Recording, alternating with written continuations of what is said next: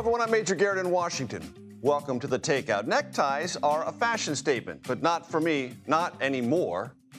More on that later. Neckties also offer a glimpse into lopsided trade. Consider this. In 2023, the United States imported $95 million in neckties. Most of them came from China, Italy, and France. The U.S. exported less than $1 million worth. Who bought that paltry amount of neckties? Primarily Canada, Netherlands, and South Korea.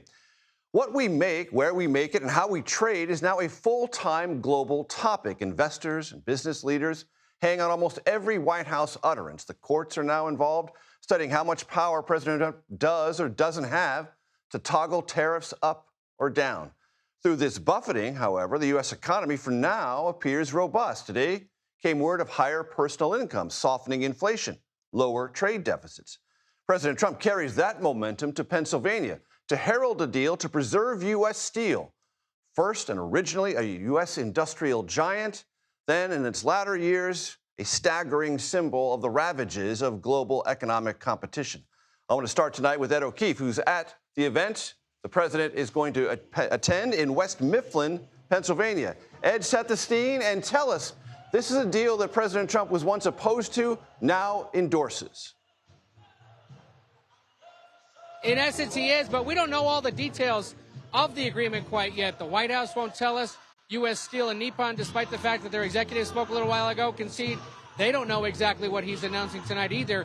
Ultimately, it's going to be some kind of American management or control over this deal that the president says is going to save 70,000 jobs nationwide, $14 billion in economic activity.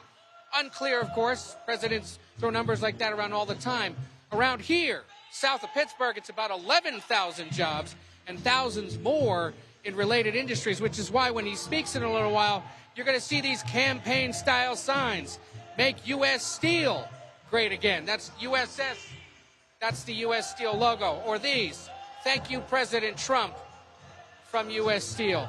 Now, again, in a week in which he's facing legal challenges to his tariffs and then ultimately a Supreme Court showdown is to come, while there's no deal with an Asian or European economic superpower yet on trade, and he's arguing with the Federal Reserve Chairman over lowering interest rates and therefore has no control over those. This is one he does have control over.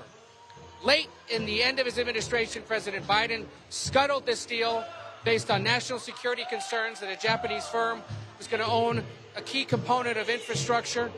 President Trump in April reversed it, realizing he'd have an opportunity to basically come to a swing state and tell tens of thousands of men and women, your jobs are saved because I let them get saved. So that's part of why he's coming here tonight, Major. And you talked to the mayor, Chris Kelly of West Mifflin. What was his take on all this? Democratic mayor has been on the job for 16 years. He says this is the biggest day in the town's history as long as he's been in charge. Take a listen as to why. It's the biggest of days. This is historic for us. And what makes it so historic? What makes it so important? Well, we came from a period not long ago not knowing if U.S. Steel was going to be in business, if these workers in our community were going to have a job.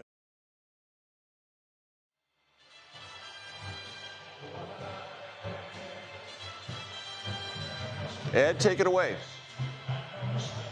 So he said that he's been in touch with the White House mostly over email. Local lawmakers have been involved. One guy, he said, has not had anything to do with this deal, notably, is the Democratic Senator John Fetterman, who once was mayor of nearby Braddock, Pennsylvania. He says it's quite telling that Fetterman hasn't been involved. Yes, he's had some issues, but he's tried calling him several times to try to get him to help with this. Said he got no assistance at all from Senator Fetterman, Major.